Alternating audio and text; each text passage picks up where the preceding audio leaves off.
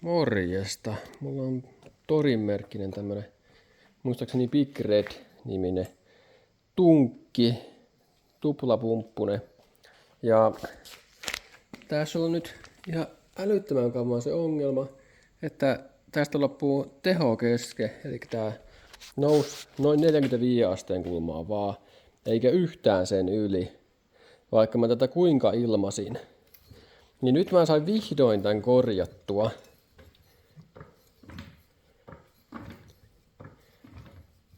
Ja sen ansiosta, kun mä tätä aloin tästä putsaamaan. Nyt tää nousee ihan tänne ylös asti. Elikkä tämä ei ilmautunut ollenkaan tuosta kohtaa, mistä sen kuuluu ilmautua. Ainakin se ohjekirjankin mukaan. Ei vaan tuolta ilmautunut mitenkään. Ja kun mä tän nyt putsasin, niin mä huomasin paarmoja. Joo, niin että tässä kohtaa oli kumitulppa, mikä kaiken lisäksi vuoti. Tommonen kumitulppa. No, tämähän oli mennyt aika huonoon kuntoon lähes 10 vuodessa, niin mä tein tohon kierteet, M10 kierteet ja löin pultin siihen ja sitten laitoin vähän kierreteippiä, niin sen sai sitten tiiviiksi. Ja nyt mä sain tän ilmattua. Elikkä jostain syystä tuosta ei saanut ilmattua mitenkään tätä näin, vaikka kuinka yritti. Mutta en tiedä.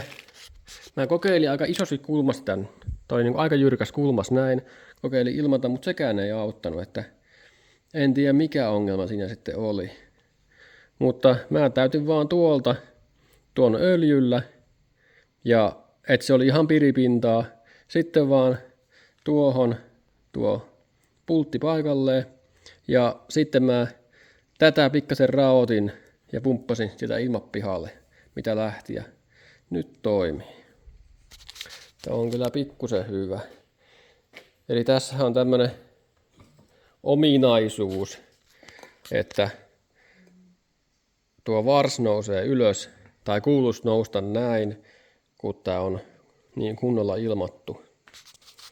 Ja ton takiahan mä voin tehdä aikanaan tähän patentinkin, eli tämä hakkas autoa vasten jo. Eli mä tänne pistin nippusiteet, että tää ei mene ihan niin kauaksi asti tämä. Se pystyy osumaan auton kylkeen tai mihinkä ikinä puspuriin tai mihinkä ikinä olikaan, niin on paljon paremmin katsoa nippusteet tonne. Ja toinen hommahan tässä on justin tää nivel täällä. Mä oon tuon vaihtanut heavy-malli, eli tää on niinku joku järeempi malli. Mä voin tostakin pistää linkin, jos on tarvetta jollakin siihen.